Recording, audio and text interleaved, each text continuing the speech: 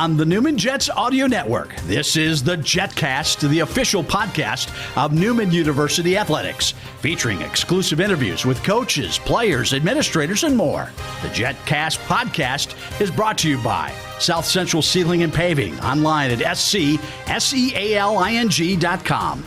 Mel Hambledon Ford, Pepsi, Eck Agency, Donlinger Construction, Big Corner Creative, Dr. Brennan Lucas and Advanced Orthopedic Associates, Keystone Solid Surfaces, and by Overland Charters, the official transportation provider of Newman University Athletics. Here's the voice of the Newman Jets, Blake Cripps. Kind of hard to believe, but softball season is just around the corner. Next week, actually, Andrea Gustafson entering her third season as the head coach here in Wichita, aiming to take the Jets to the next level in the NCAA. Season is starting Tuesday, believe it or not, February 1st, a doubleheader. 2 o'clock is the first pitch against East Central at NU softball field, 2 o'clock. 4 o'clock. We welcome back, Coach, to the Jetcast as we welcome in a new softball season to Wichita, Kansas. Coach, good to have you back on the show. How was the off season? Oh, it was good. We have pretty much a brand new team. We have 11 true freshmen, 23 total players, and they've come in and they've worked hard. We have a lot more depth on the team, and I think we can move kids around in different positions, which is very helpful.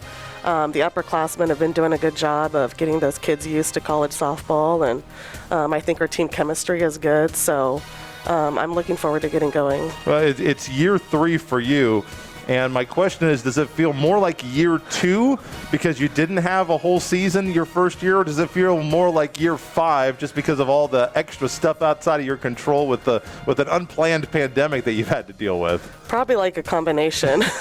At times it's felt very short. But at times it's felt very long as well. So I know the pandemic has been a struggle on everybody, but I think that we're doing a good job of trying to work through it and trying to move on and get going in the right direction. Last year, 6-31, 4-22 in the MIAA, but we talked during the season, and if you watched some of those games, there were so many games that were 1-2-run losses or games that didn't turn out to be that close, but there was a big moment in the game where you guys would have runners in scoring position that could have cut the deficit down to maybe 1 or 2 runs, and you just never seemed to get that key hit. You had a stretch there. You've won 3 straight games, had a top 25 win over Central Oklahoma, so you guys showed signs that you were right around there, but what do you feel like prevented you from putting it all together last year? I think, like you said, we were in a lot of games. I mean, there were a lot of games that we went into the 7th inning winning, and we found a way to lose instead of to win those games. But I think that's kind of what it comes down to is towards the later innings, we were playing not to lose instead of playing to win, instead of playing to what got us that lead. We were kind of just trying to hold on, and right there, it's just, lack of confidence. And I think these kids having that experience and the returners having that experience along with bringing the new kids with a fresh mentality, I think that hopefully those kind of things will help give us the confidence to close out those games. Big time departure from you for you off last year's team. Your catcher, your leader, Emma Eck, Bishop Carroll product from Wichita. How hard is it going to be to replace her, your top hitter in terms of average last year? Oh, yeah, for sure. Emma was a great leader for this team. She always stepped up when we needed her to offensively. She was a great leader behind the plate, great catcher, had a strong arm. Not too many people were going to steal on her. But yeah, it's definitely hard to replace that. But we have a couple catchers right now, young ones, freshman and sophomore, that, we're looking to, help lead us and get us going. I know that you mentioned you have so many new players coming in, but you do have some key returners coming back. Anissa Ramos is going to be one of our guests coming up next on the Jetcast. We'll also talk women's basketball with recruiting coordinator for the women's team, Josh Burt. That's coming up to end up the show today on the Jetcast. But talk a little bit about Anissa Ramos, what she brings to the team. She'll be your leading returning hitter off last year's team. For those who qualified, Shanda Cox had a very nice offensive year in her 16 games as a Jet as well. But talk about Anissa and other key returners you think are going to be expected to maybe even take on a bigger role than they had last year. I think Anissa's a great leader for this team. She played for a highly competitive organization out of California. She's playing against very highly talented players out in Southern California. So coming here, that helped her step into it with a lot of confidence, and she works hard. She's a good leader for the younger kids. I mean, she's only a sophomore still, but she just does everything that we ask her to do, and doesn't complain, and just tries to lead everyone in the right direction. We also have our center fielder, Lauren Kurt, a lot of speed, very athletic, and I think you're going to see some things out of her this year that we haven't necessarily seen the first 3 years. So I'm looking forward to watching her play.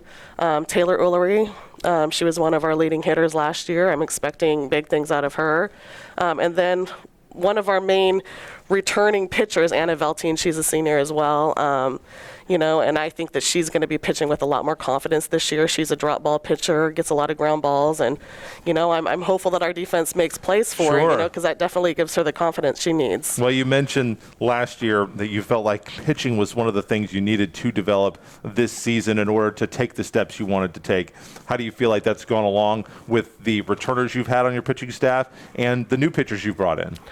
We have 3 returners and 3 new pitchers. The returners have all come back, and they look a lot more confident out there on the field. But it helps, when you have a defense that is making plays. And in the fall, our defense has made plays, and it's given them the confidence to throw their pitches, knowing that the defense will make the plays. The freshmen, they're going out there and doing their jobs as well. And as long as we don't try to do too much and step out of our zone and try to be something we're not, I think we're going to be fine. Who are a couple of other newcomers that you're excited to see with all this new blood being injected into your program? I think Lori Cook has really stepped up at shortstop. She's very athletic, has a lot of speed, a lot of range out there in the middle infield. I think we're going to see some things out of her. Gianna Navarro, she's another middle infielder. Lindsay Mayo, she can play all over the field. Madison Canez, she can play all over the field. As you can tell, we tried to recruit a lot of middle infielders, and we can try and move them all around. So I think that recruiting more athletic type kids can help us, move kids around the field and help us out that way. Not always specialization. Sometimes utility is what they want at the Division II level. Sometimes you've got to be flexible here in Kansas as well, not just with the players you recruit, but with where you plan to practice, as the weather is not always conducive to being outside. Last week, you guys had some nice days. We're able to get outside. It's on Monday this week. We're able to get out there late onto the diamond on NU softball field and take some cuts, do some practice out there. That's not going to be happening today, as this is going to be released here on this Wednesday, middle of the week. What are the challenges that you have to navigate as a coach when you're trying to make sure that your players are prepped for a game that is played exclusively outdoors, but a sport, especially this time of the year, that you cannot exclusively practice outdoors? For the most part, the weather has been amazing. It's been a pretty good year for you guys, hasn't it? Yeah, I mean, all fall, and it's a little scary when the weather is that nice in the fall and late into the winter, because you're like, what's it going to be like in the spring? But up to this point, even in January, it's been fairly nice. We've had a couple indoor practices, but the majority of the time we've been outside and able to get reps on the field, which is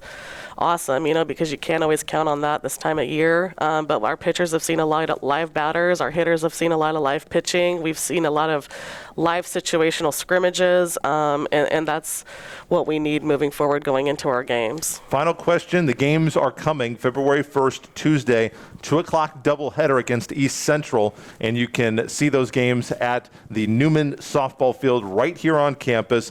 Your thoughts about the games getting started against East Central, but overall, just your expectations and goals for the team in 2022. We played East Central the last couple years, and 2 years ago we were winning going into the 7th inning, and we had one of those innings where, everything just kind of fell apart, and they got it going, and they ended up beating us. But they're a scrappy team. They're going to fight till the very last out, and that's the kind of team I want to have. That's the kind of team that I think that we're capable of having, is just being a scrappy, gritty team. Don't give up. Keep fighting till the very last out. And I just want us to continue to get better throughout the course of the season, because when you're that kind of scrappy, gritty team, you're going to continue to improve over the course of the year. Coach Gustafson, of Newman softball, once again, East Central, 2 o'clock doubleheader. Next week, it's already here. Softball weather, am I right? 2 o'clock at the Newman softball field for doubleheader action against the East Central Tigers. Coach, good luck. Have a great season. Of course, we will have you back and more softball coverage here on the Jets audio network here and on the Jetcast. Thank you so much for the time. Thank you. And we'll talk with one of those returning players she's so excited about, Anissa Ramos, third baseman and a shortstop from Long Beach, California, coming up next on the Jetcast.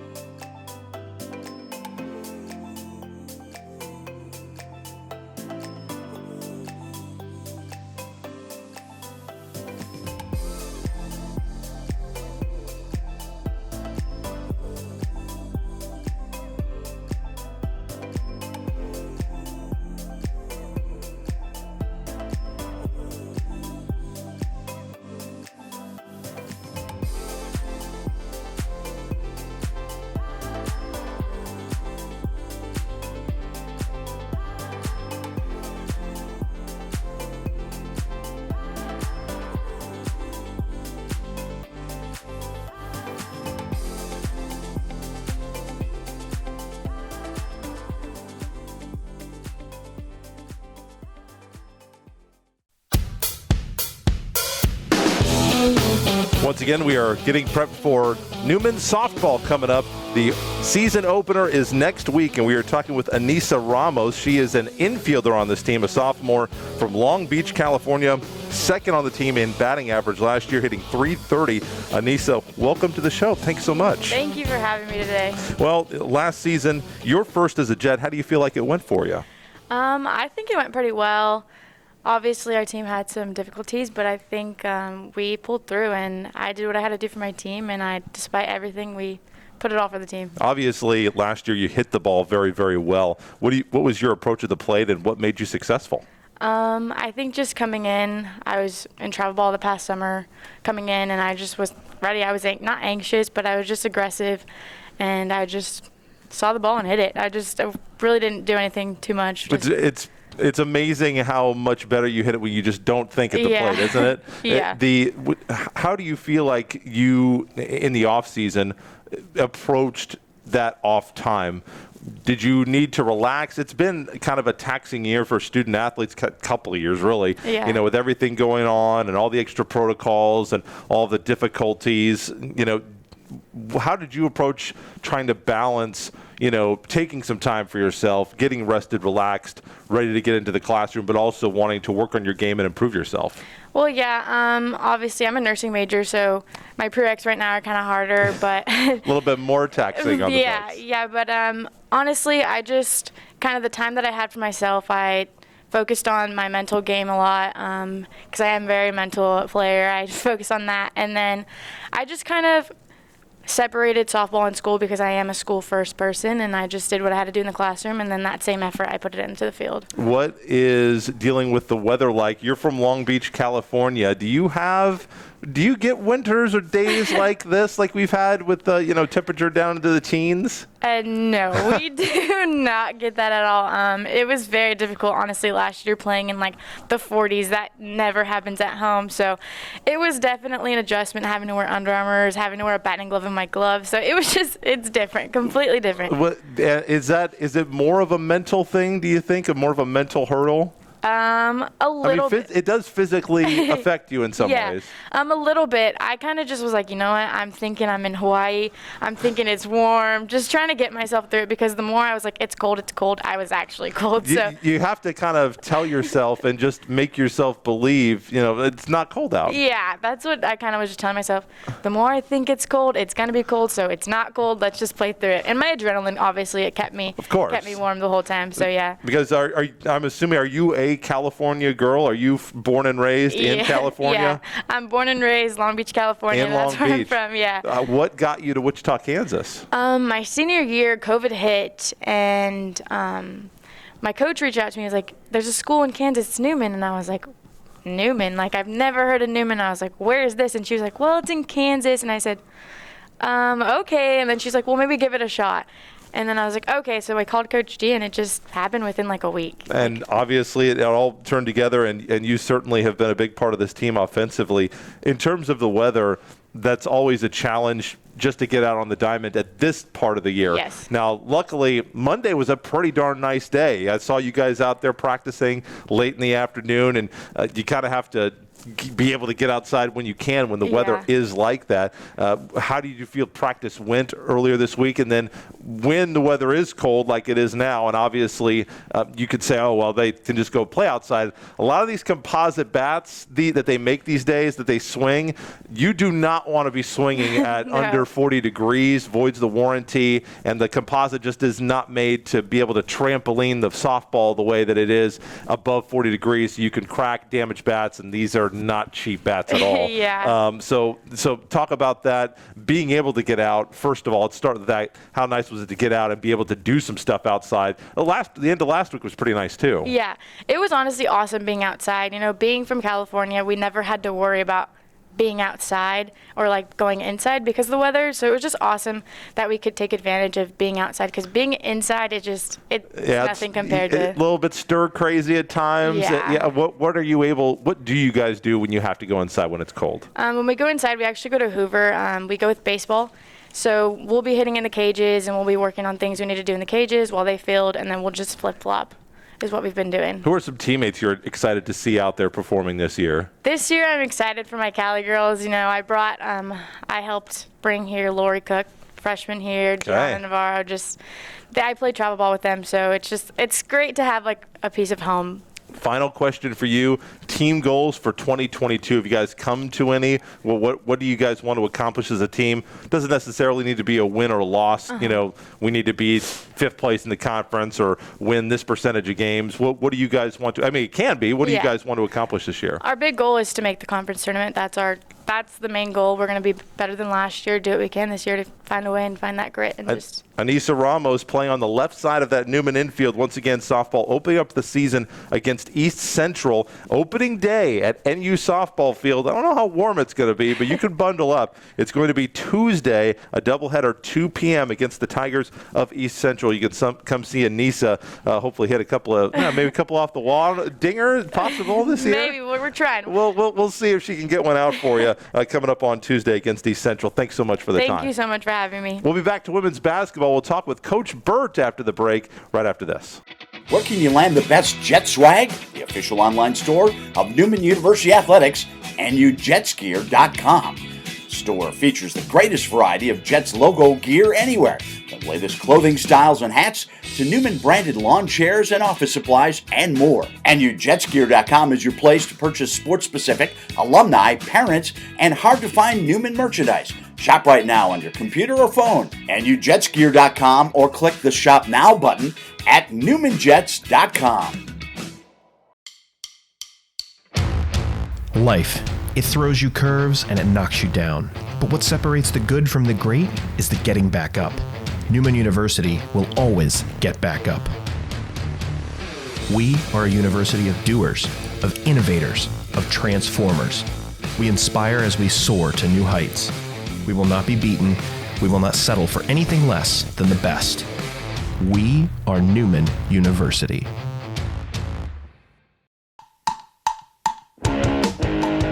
Wrapping up here on the Jetcast today, we have got actually live coverage for you coming up on the Newman Jets Audio Network, as we will be up in Topeka, the capital city, Lee Arena tonight for a date with Washburn. The Jets and Washburn 5:30 tip-off tonight.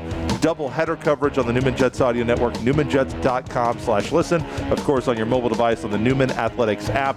Women's basketball looking for their first MIAA win of the year, and we are joined by the NU recruiting coordinator for women's basketball, Josh Burt. It's his 4th year with the Johnsons, 3 of them at Bethel, and he made the trip down the interstate to come and join them here in their new start in Wichita. Coach Burt, thank you so much for being a part of the show and a part of the program. Yeah, thank you for having me, Blake. Well, Northwest Missouri last time out, you guys had a bit of a hole, dug all the way out, fought so hard, just could never take that lead. A 10-0 run.